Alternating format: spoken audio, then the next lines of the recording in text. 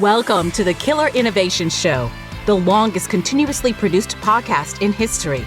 Each week, Phil McKinney brings you the insights and strategies to amplify your creativity and innovation skills. Here's your host, Phil McKinney.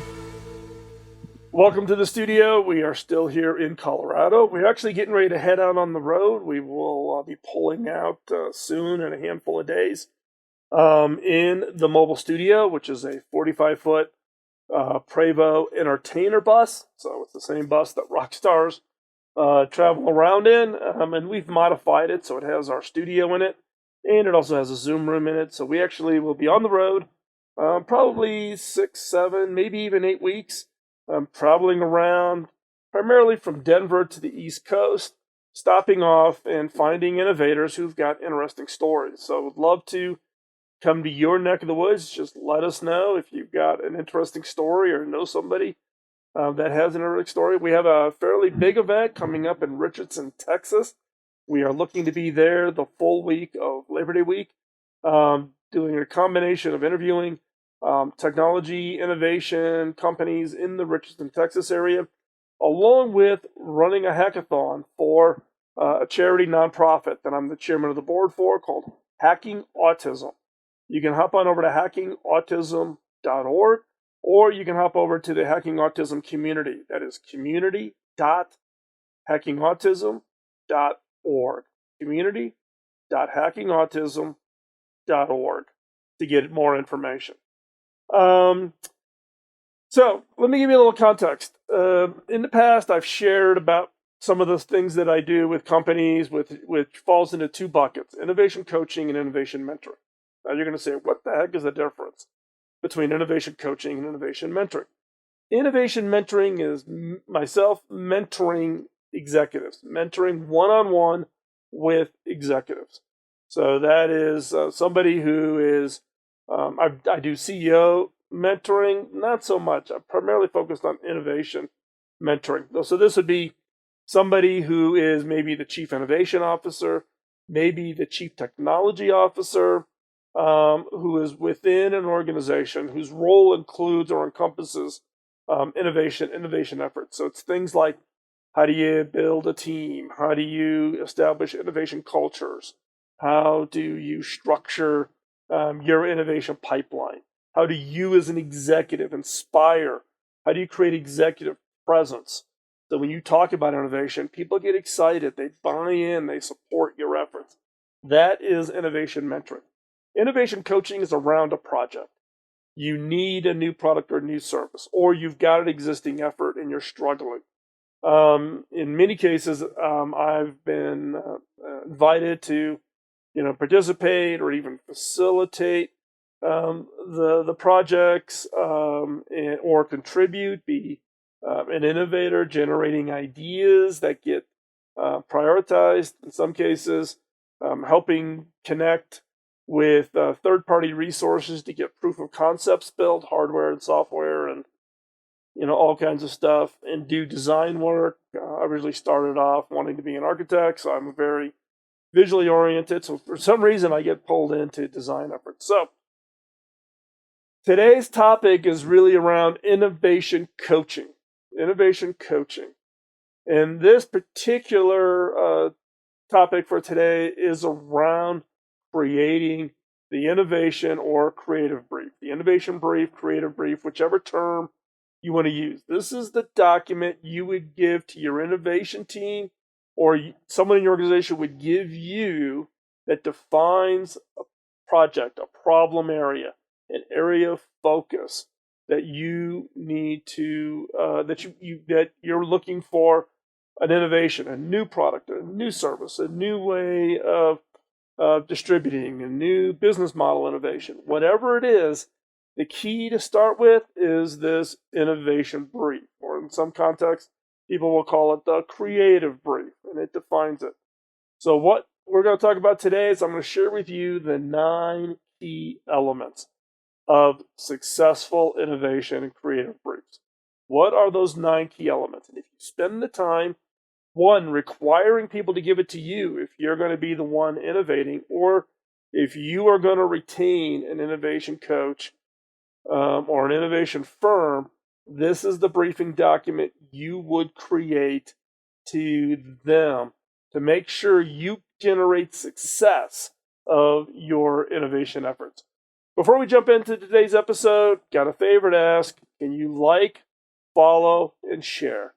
Is there somebody maybe within your organization or somebody in your broader social media community that would benefit from this show? If so, please share it. Let them know. It would help us make more people aware of the show. Yes, we've been around for 16 years. You would think everybody knows about us, but there's always new people getting into the innovation game that we hope could benefit not only for this show, but the fact that we have 16 years of archived shows to learn everything about from innovation metrics to innovation, how to create innovation cultures within an organization, to how do you convince your CEO to allow you to create an innovation team. All of those in the archive for Killer Innovations.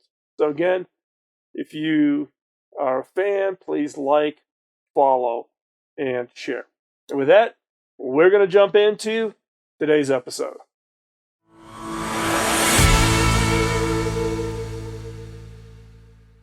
I love innovation coaching. In my mind, innovation coaching is working with organizations around a very specific project. That's different than innovation mentoring. Innovation mentoring is mentoring executives as about innovation as a career, innovation as a skill that will have a long play. Innovation mentoring typically will cover working with somebody over multiple positions, even multiple organizations. Innovation coaching is about working on a very specific innovation project. And I love innovation coaching. I do a lot of innovation mentoring also, but I really like innovation coaching. Again, it's working with organizations to help them innovate a new product, innovate a new service. Some cases, this leads to a role where I may sit on an advisory board. I don't take board of directors positions, but I'll sometimes, with the right company and the right executive and the right introduction, I do take advisory board roles. And I've done this with for-profits and not-for-profits, etc. Some of them you may have seen. So if you've ever been to the Newseum in Washington, D.C., it recently closed down. It's going into a different direction. But the Newseum right there, beautiful building. It's now part of Rutgers University, that building and that facility and all of its capabilities. But at the Newseum, I worked with the Newseum to design the new media exhibit. So this was designing technologies like big 45-foot wide touch walls that allowed 100 simultaneous touches. So you could have, adults and kids, touching, interacting with digital media. And we were teaching this project started 10 years ago. The whole purpose of the exhibit was to teach people on how to be discerning about news and information and what was true and what was not true on the internet, way before the time of the whole, you can't believe everything you read on the internet kind of things we've seen most recently. So I led a team. We designed the entire exhibit. I've also done some other fun things. Many of you know I started off my careers wanting to be an architect. So I come from a design background. And so a close friend of mine, Richard Edelman, he's the owner of Edelman as an agency. They're the largest privately held PR agency headquartered in New York. Their headquarters used to be right in Times Square. They moved their headquarters down to on Hudson, and Richard asked me to come in and design the lobby. They wanted a technology immersive experience, really kind of an exciting lobby space. And again, this is probably got to be 10, 12 years ago. So we again did big touch walls and kind of had a certain feel we wanted to achieve. Also to allow the lobby to be used not only as a welcome to Element's headquarters, but you could stream in all of the other offices, Element Chicago, Element San Francisco, etc. And this was before Zoom even existed, so we didn't have Zoom capabilities back then. But it was pretty exciting. The Wall Street Journal did a nice article on it. And I've done a bunch of these where it's been friends or contacts or relationships or something where I've come in and provided this innovation coaching activities. Now, what I've also have learned over doing, probably literally hundreds of these with different organizations, whether it's just coming in to help on a project that's already underway and they've got themselves stuck, or to be at the very front end to help them actually conceive of a new product, new service, new experience that they want to create. That there's a fundamental secret. If you're going to look for help, or even if you're going to, give your internal team some guidance and some direction on what it is you're looking for around the output of an innovation effort, the key, the secret to making that a success is, and it starts with thorough and a well thought out innovation or creative brief, whichever term you want to use. Now, if you are involved in particularly large organizations, you're probably familiar with the term creative brief. I'm kind of hijacking that and tacking on innovation. What are these briefs? These are documents. This is information that you would share with a team, whether that's an internal team or you're going to an outside agency. You want a new logo built, a new website built. Or if you were to come to me and said, hey, we would like to contract with your services to help us as an innovation coach around this thing. The first thing I would ask you is show me the brief. Show me that innovation creative brief.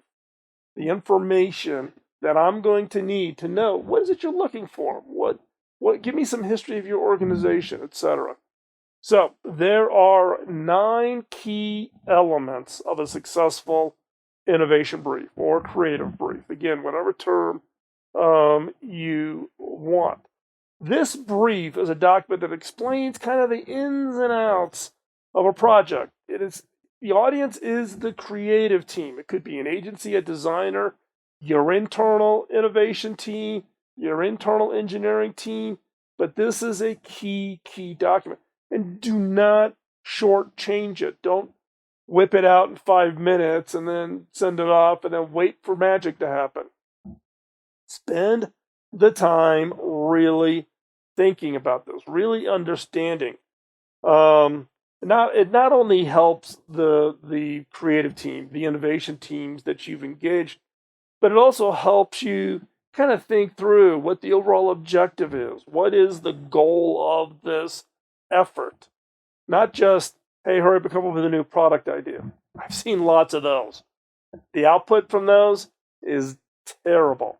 You really have to think about what it is. What's the objective? What's the goal of this effort, this innovation effort that you are going to kick off, that you are sponsoring? Or if you are an innovation consultant yourself, you're working with companies to help them actually innovate. And I'm not talking about teaching them to innovate, but if you are actually an innovator and you're selling your ability to innovate as a service, you should be asking those clients for, where's the brief? Show me the brief. And maybe you just send them this video and they kind of understand what it is you're asking for. Now, these briefs, they take a little bit of time. Like I said, this is not a 10-minute, whip it out in an email and you're done. But trust me, it is well worth it. In some cases, when I ask a company or an individual for a brief, they don't know where to start. They just don't, So I will sit down and through a series of questions, I'll actually help them construct the brief. So then we have kind of an understanding of what it is and what the expectations are and enough background and context. But again, it helps you set the objectives and kind of shapes the projects. It's going to take time, But it helps you really align the business needs. What is it? What's driving the need or the desire for this project? And again, it makes the whole process smoother, right? So if you're doing, if you're an innovation, if you're going to consult or you're going to coach, if you're an innovation coach on a project, you want to make sure that it's clearly understood up front. Now, this is not a statement of work. This is a creative brief. It has a different feel to it. And we are actually going to get into that here in a second. I just want to make sure you understand the context. Also, what I have found with the briefs is they save time. They save time. They will make sure that everybody's on the same page. Everybody has the context. Everybody understands what's being looked for, what the expectations are. So, what are these 9 elements in this brief, in this innovation brief, creative brief, whatever you want to call it? First off is number 1, describe your organization. If you're a company or a government agency or not-for-profit, an NGO, whatever, describe the organization. You got to provide some context, some background information. They need to get a better understanding of your business. What is it you do? Your history, your other service, products, programs that all get wrapped around. What are these things that you do that kind of need to be understood in the context of this new creative innovation effort? Something as simple as just giving links to the website could be immensely helpful. You would not believe when I get calls from people that say, hurry up, we need you. Are you free on Thursday at 3? And they don't even send you the link to the website or give you any context or any information. So give some background on who your organization is. Don't make it marketing fluff, but you want to give some context. Current products, current services, your history, the markets you serve, maybe some recent press coverage. Give some context of who you are. Number 2, summarize the project. What is the project? Why do you need it? What's the catalyst? Is this a new product? Is this a new service? Is this enhancing an existing product or service? Maybe, there's been some competitive actions and you're looking for something to kind of refresh, differentiate an existing offering that you have. Whatever that is, put that and describe that. Summarize the project. Why, is it that you're doing this? Again, you want to describe what the project is. What does it entail? What are you looking for the scope of this project? And why are you doing it? What's the motivation? What's the driver behind this project? That's number 2. Number 3 is explain the objectives. And this is the most important part. This section is the most important part. You need to think through your strategy and objectives completely. You really need to understand what is the objectives? What are the goals for this? What's the strategy? So you're answering questions like, why do you need this project? What are you hoping to achieve from it? If you painted the picture at the end, this project was successful. What is that achievement at it? What are the goals? What are you hoping, what are you hoping to solve? What's the problem you are trying to solve? Be descriptive. Now, in some cases, I have found that some organizations are embarrassed. They don't want to admit they even have a problem. So they'll try to sugarcoat it. Like, we've got this great opportunity, and why? Understanding why. Well, we haven't done a lot of innovation.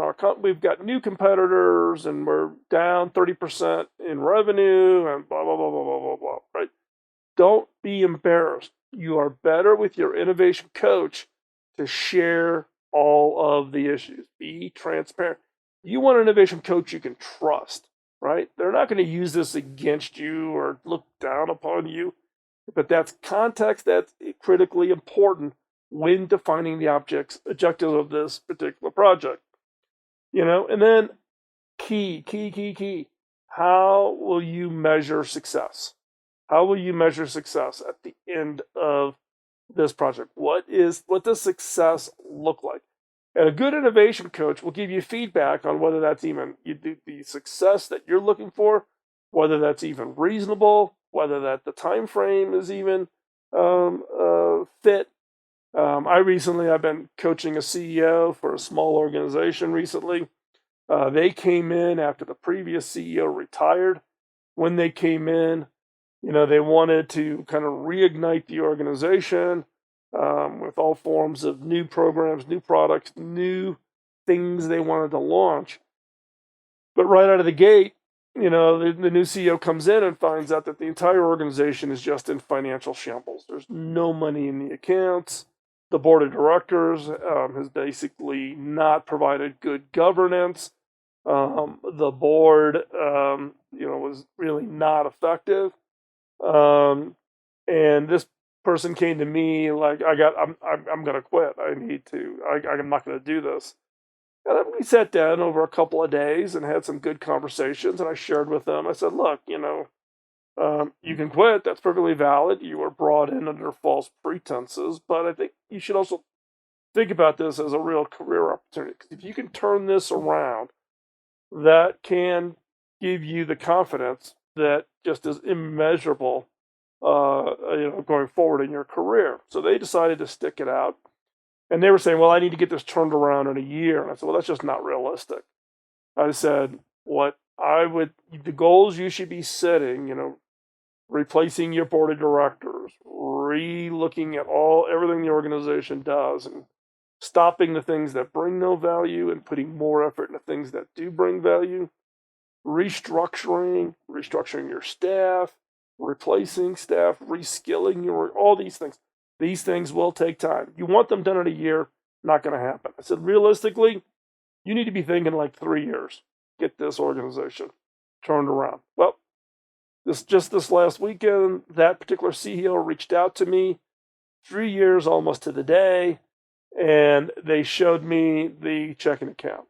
Very well funded, great incoming revenue, extra cash in the bank, building up a nice cash reserve. 3 years.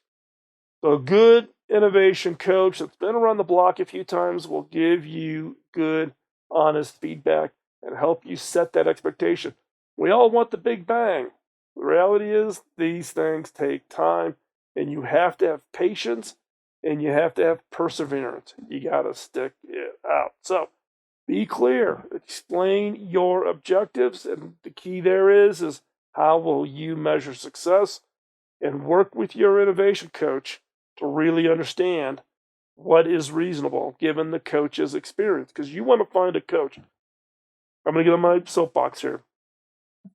If you are thinking about going to an innovation coach, bringing an innovation coach in to help on a particular innovation effort, the first question you should ask, and I've got a great article on this over at philmckinney.com on my blog, the first question you should ask is give me a list, show me your portfolio of innovation projects you led. You're asking a coach to be a leader that they have led. If they are an innovation coach, but they have never been part of an organization that has been successful in the context of how you want to be successful, they're not bringing that experience. They may have done a couple smart startups, and I've been an entrepreneur, so therefore I could be an innovation coach. Not the case. Ask the question, ask for proof, ask for the portfolio that you can go look at. In my case, go look at my portfolio. You can go to techtrend.com, techtrend.com. TechTrend is my LLC that I do a lot of my work and efforts through, and I do my investments. It's where my venture fund sits. So you can go over to techtrend.com. You can take a look at the portfolio. There's only like 2 or 3 projects. There's like 150 that I've done, but I've only posted like 2 or 3. I'm not out there selling my services, so don't think you're going over there to get promoted or whatever. But you can just kind of see, have they done projects? Can you see some tangibles? That's what you want, because if you're setting the objectives and you're expecting the coach to give you feedback, what have they done? So again, number 3, most important one, explain your objectives on the project. Number 4, define the target audience. You're defining this problem, this thing you need. What is the audience? What is who's going to get the benefit of this? Is it your existing customers? Are you looking to go into new markets? Is it maybe something you're doing you're going to innovate a way to interact with your suppliers that are supplying you raw commodities, or you're looking for innovating the way you deal with policymakers, if you are in a regulated industry, whatever it is, who is that target audience? Define them, describe them. Who you're trying to reach. Share some demographic information. What makes up that audience? Is it industry commonality? Is it purchasing approach? Are they a B2B? Is it a business? Is it a consumer? There's lots of different ways to chop it up. You can listen. There's been a number of previous episodes of Kill Innovations talking about customer segments. Define the segment. Who are you defining as the target audience? Number 5, define the deliverables. What is the end result that you're looking for this effort? Are you looking for just a list of ideas? That's a la what I recently did with the U.S. Marine Corps, because I wasn't going to be spending the next 5 to 8 years implementing change with the U.S. Marine Corps. The U.S. Marine Corps had 2 objectives. One was innovate ideas about creating significant efficiency and reducing the time for procurement. If you're procuring things for the military and technology is changing at such a fast pace, you got to pick that pace up. So that was the objective.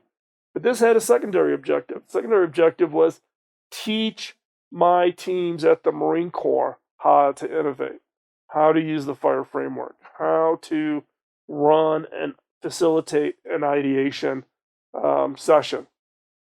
And with these ideation sessions, then that's where you're generating these ideas, right? And how do you then rank them, and how do you prioritize them, and how do you push them into execution, right? So there was 2 joint objectives, but the deliverable were training, and secondarily was a prioritized list of ideas. So we did both simultaneously. We taught how, and we actually generated the list of ideas, and that was clear. We were trying to solve a very specific problem. People who submitted the ideation were people within the Marine Corps, and we contributed people from outside the Marine Corps in order to bring those together and come up with what turned out to be some pretty exciting ideas that the Marine Corps has now embraced and is in the process of doing. So again, what are the deliverables? Is your deliverable a proof of concept? Is it a vision video? So I do a lot of vision videos. If you're not familiar with the vision videos, it's going to be over, just search for vision videos over at philmckinney.com, or you can go to YouTube. The most recent one was 4 different videos called The Near Future. So you can just search for the near future cable labs. I think it probably gets you the more accurate of the 4 videos, but you can just say near future. And you can see the vision videos. In some cases, some of the projects is come up with some ideas of what the future could be, the kinds of innovations that you're going to work on, and you create these videos. These videos are as if you were out there in the future. So I do a lot of vision videos, and I've done them for the last 15, 20 years. There's a series of 5 that I did right at the beginning when I came to HP for Carly. I actually helped provide some coaching advice and etc. on Corning's The Day in the Life of Glass video, if you've seen that one. So I'm a big believer of vision videos as a way, and that sometimes can be the deliverable. Think about what the possible futures could be, and then create these videos to actually help you communicate to others and get your teams inside your organization and even your customers, etc., excited about what the future can look like. So what are your deliverables? Be very clear of your deliverables. Number 6, identify your competition. Is there somebody out there that maybe is in your market? You need to create a differentiator product or experience to them, so you've got something that will attract or switch customers to you. Competition could be you want to go into a completely new area and there's somebody that's already established.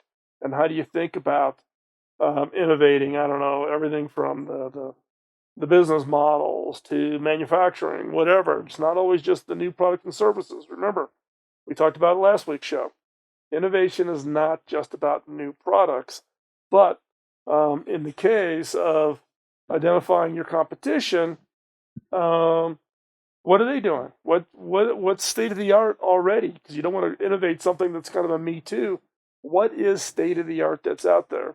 And look at it. Look for what is that, the point of comparison, that point of differentiation. What are those things that you want to really create the new innovations in that will give you a meaningful and significant list? You also want to understand the trends. Competition is just about what they're doing, but where are the trends, right? They did this last year, they did this year, most likely going to do this next year.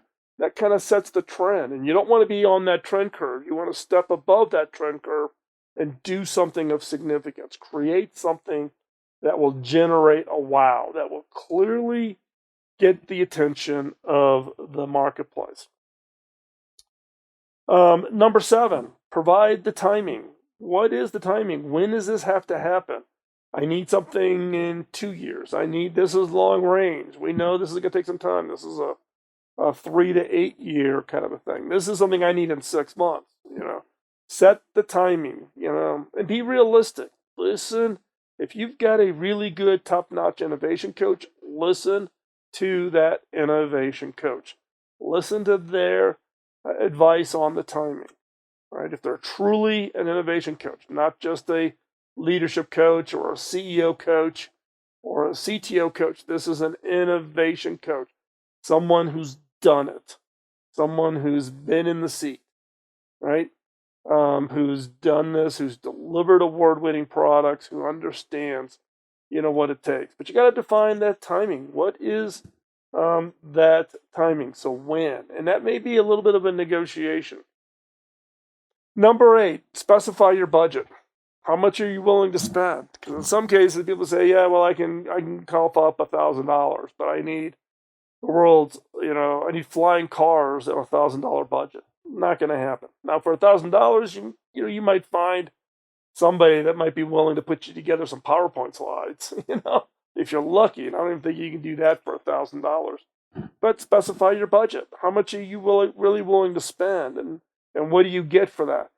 And it may be, I'm a big believer in stage gate funding, right? So you say, hey, I'll put $25,000 or $50,000 up front, and then you deliver that. And if that's really looking good, then the next phase is a couple $100,000. If that looks really good, then we're, $1 million, $10 million, $100 million, whatever what's going to take to bring whatever you're innovating, to fruition. And you need to set that budget, up front, but you need to be realistic about the expectations. Don't think you're going to get the entire design for a flying car for $1,000. Not going to, happen. And you need to understand that before getting started. Don't set the expectations and then, get shocked when you get, the innovation coach and sends you an invoice for 10 times what you're expecting. And then number 9, list the key stakeholders, right?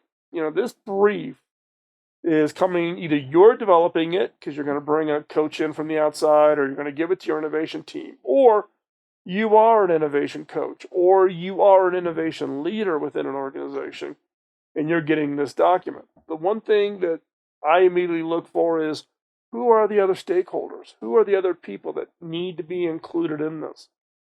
Because if you are, let's say, the chief innovation officer, and you send me the brief asking for my help on creating new innovations, I'm going to ask, who are the stakeholders? Who are the other people that need to be part of this, that are effectively also the people that have got to approve and convince and get them excited, right? If it's just the chief innovation officer and the chief innovation officer says, "Oh no, just me. You just need to work with me. You're going to work, and not don't need to talk to anybody else. It's, I'll tell you exactly what." No, run, walk away. That's not, it's always an ecosystem. It's an ecosystem from sales and marketing, and if it's a physical device, manufacturing and supply chain, it's customers, it's media. I'll actually go talk to press and say, what is, off the record, what's your perception of this company? What's this perception of this product? Give me some feedback.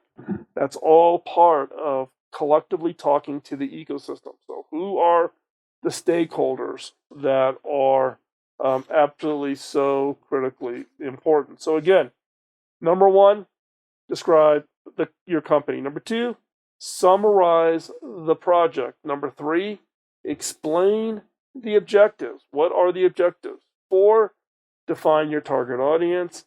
5, outline the deliverables. What are you expecting to come in? Number 6, talk about your competition. What's the competitive environment, both if your competitors, if you're in the market, or companies that are in a new market that you're going into. Identify your competition. Number 7, provide the timing. What is the timing? When do you need this? And be realistic. I need this in 48 hours and I've got $1,000 and I need you to come up with an idea, complete designs and prototype of a flying car. Not going to happen. Number 8, specify the budget. Be realistic. Work with your innovation coach to really understand what the right budget would be.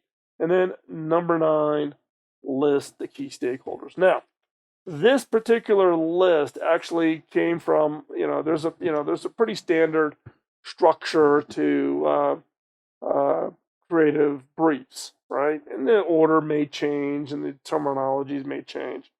So I'm kind of modeling this off of a very consistent structure to a creative brief, but specifically positioning it as an innovation brief. You're wanting, either you are receiving this brief or you're creating this brief in order to solidify a team, solidify an organization to really go after and deliver a key project. So my advice to you again is, by thinking through and really elaborating on all of these 9 aspects of your project, you'll be able to produce this innovation, this creative brief that's not only thorough, meaning complete, but effective. With a solid brief, you're going to help the team, your innovation team, your outside team, your internal team, deliver great results. And they're going to ensure that your project delivers the results that you need.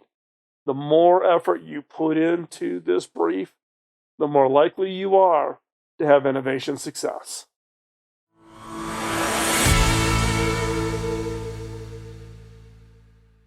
Trust me, if you are an innovation coach and you get a well thought out innovation brief, creative brief, delivered to you from a client to ask for your help, I'm sure you probably jump up and down for joy. Success from really thinking through what this project really is about, what it really, what's driving it, how do you measure success, the view of ecosystems, all of the elements I've talked, all 9 of the elements, absolutely critical. Do not overlook this.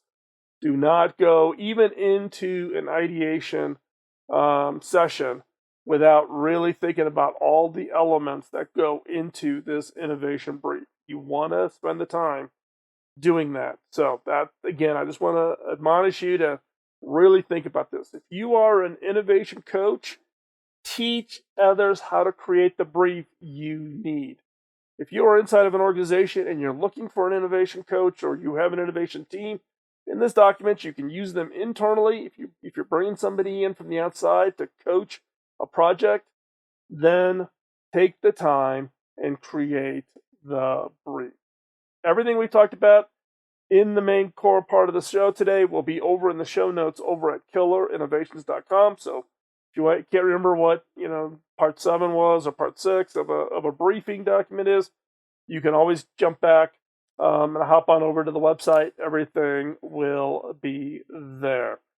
If you're interested in more about these kinds of briefs and how to create them and etc., hop on over to the Innovators community. That's where innovation leaders, people who've been innovators, you can find them. So you can go over to theinnovators.community, theinnovators.community.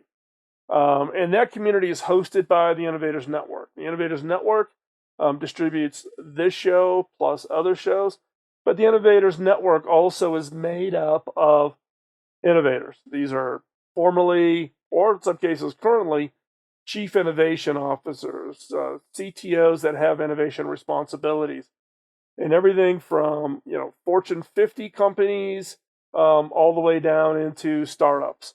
But these are people who have proven track records for innovation. So if you're interested in an innovation coach or getting advice, you can find that over at the Innovators Network. Probably the best person to reach out to is Mark, who's the CEO there. So you just go Mark at theinnovators.io. Mark at theinnovators.io. As I always wrap up the show, my one favor is help me pay it forward. Tell others about the show. I do this show, have never taken any money out of any of the sponsorships. Sponsorship pays for some of my resources that I contract with to help out. But anything left over it gets donated to the charities, Hacking Autism or the schools in Africa that we have built and continue to build. So help me pay it forward. Let other people know about the show. One way to do that is to like, follow, and share. So like this episode, follow on whatever social media or sites like Twitch or YouTube or wherever, and like this episode so other people find it, and share it. Share it on your social media. Share it with your coworkers on your internal corporate Slack. However, I would greatly appreciate it. And I also greatly appreciate your time. I know your time is hugely valuable. I greatly appreciate it. So thanks again. And also remember, we're heading on the road. If you've got ideas or you've got a community that we could potentially, albeit schedule a little tight, we might be able to sneak our way through and meet some interesting innovators and interview them for future episodes of the show, let me know. You can do that over at phil@killerinnovations.com. Just drop me a note at phil@killerinnovations.com. And with that, we will talk to you next week from the road. Bye-bye. Podcasting nonstop since 2005, this has been the Killer Innovation Show on the Innovators Network.